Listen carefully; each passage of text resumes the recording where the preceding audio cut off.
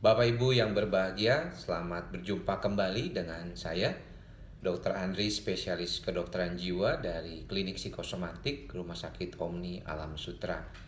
Pada kesempatan kali ini, saya ingin sedikit banyak berbicara tentang pengobatan dengan menggunakan farmakoterapi atau dengan menggunakan obat di bidang psikiatri.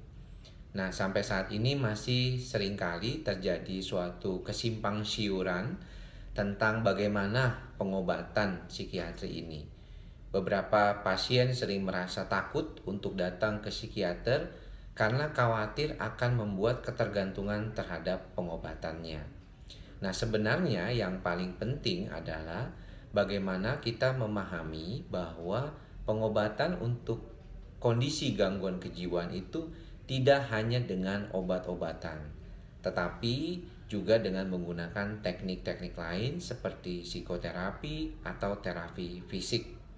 Namun mungkin di dalam prakteknya seringkali kita temukan masalah-masalah terkait dengan gangguan kejiwaan pada permulaannya diberikan pengobatan dengan obat antidepresan, antipsikotik, obat anti cemas atau penenang, dan obat-obat golongan lainnya. Pada dasarnya, pasien yang datang ke dokter jiwa mengeluh gangguan-gangguan perilaku, perasaan, maupun pikiran. Dan kita tahu bahwa masalah ini timbul dari ketidakseimbangan sistem di otak.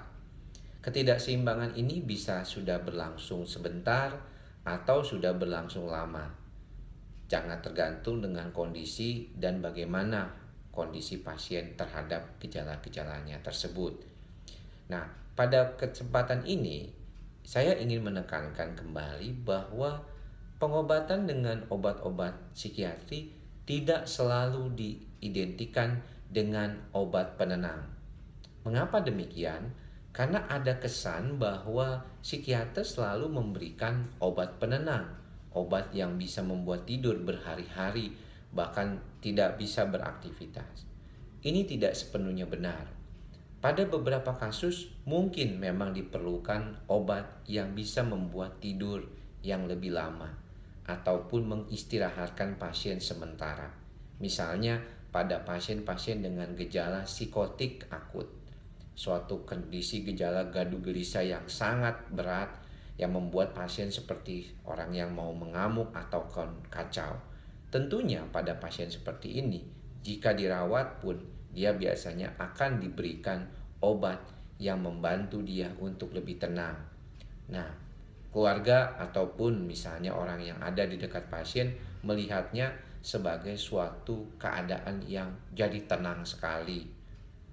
Tetapi sebenarnya hal ini sangat berguna untuk pengobatan. Kedua adalah banyak pasien yang sering merasa bahwa semua obat psikiater adalah obat penenang. Padahal yang termasuk dengan obat penenang itu adalah golongan benzodiazepin. Memang dulu ada istilah major tranquilizer dan minor tranquilizer. Obat yang menenangkan yang sifatnya besar, major, dan obat yang menenangkan yang sifatnya kecil atau minor.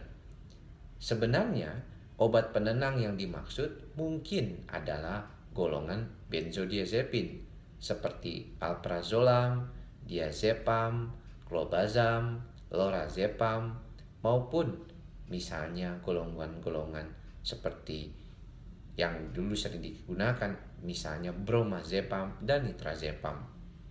Obat-obat ini saya sebut generic name-nya dan mungkin Anda sebagian sudah mengetahui merek-merek yang berkaitan dengan obat tersebut. Nah, obat penenang bukan tidak perlu di dalam praktek psikiater. Obat ini sangat diperlukan, terutama untuk kasus-kasus gangguan kecemasan yang akut atau tiba-tiba. Misalnya, contohnya alprazolam. Walaupun di dalam berbagai kesempatan saya sering mengatakan hati-hati menggunakan alprazolam karena mudah mengalami toleransi dan bisa menjadi ketergantungan, tetapi bukan berarti obat ini tidak perlu. Obat ini sangat perlu bahkan untuk kasus-kasus yang paniknya sangat dominan gejalanya. Tentunya tidak dilupakan bahwa pengobatan generasi lini pertama untuk banyak gangguan cemas saat ini juga dengan menggunakan antidepresan. Tidak seperti dulu yang mungkin antidepresan hanya digunakan untuk gangguan depresi.